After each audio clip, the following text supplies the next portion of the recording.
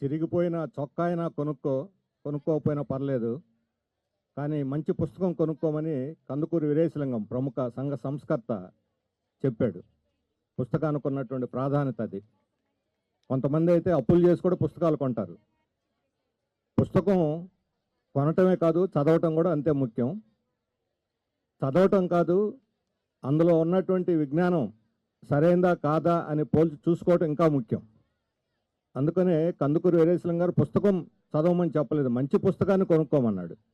కాబట్టి మంచి పుస్తకాన్ని ఎంచుకోవటం అనేది ఈరోజు చాలా ముఖ్యమైనది.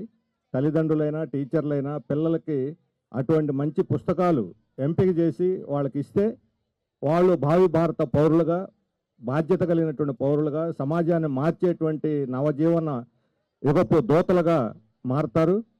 ఆ రకమైనటువంటి ఒక మార్పుకి, సామాజిక మార్పుకి పుస్తకం ఒక సాధనం అవుతుంది. అటువంటి పుస్తకాన్ని అందరూ కూడా, ఈరోజు డిజిటల్ యుగంలో కూడా పుస్తకం యొక్క ప్రాధాన్యత తగ్గలేదు. భారతదేశంలో పుస్తకాల యొక్క అమ్మకాలు పెరుగుతున్నాయి.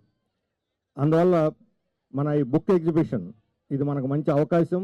అనేక రకాలైనటువంటి వైవిధ్యభరితమైనటువంటి పుస్తకాలు మనకు అందుబాటులో ఉన్నాయి. ముఖ్యంగా సామాజిక రంగంలో కానీ, శాస్త్ర సాంకేతిక రంగంలో కానీ మనకు పనికొచ్చే పుస్తకాలు ఇక్కడ వచ్చిన పిల్లలు కావచ్చు, పట్టణ పౌరులు కావచ్చు, విద్యావేత్తలు కావచ్చు, మంచి పుస్తకాలను ప్రోత్సహించి సమాజ మార్పుకు దోహదపడేందుకు ఈ 35వ పుస్తక ఎగ్జిబిషన్ దాన్ని తోడ్పడాలని చెప్పని ఈ నిర్వాహకుల్ని నేను అభినందిస్తూ, ఈరోజు విజయ్ కుమార్ గారు చెప్పినట్లుగా మంత్రి గారు స్వయంగా పాల్గొని దీన్ని ప్రమోట్ చేయడం కూడా అభినందనీయం.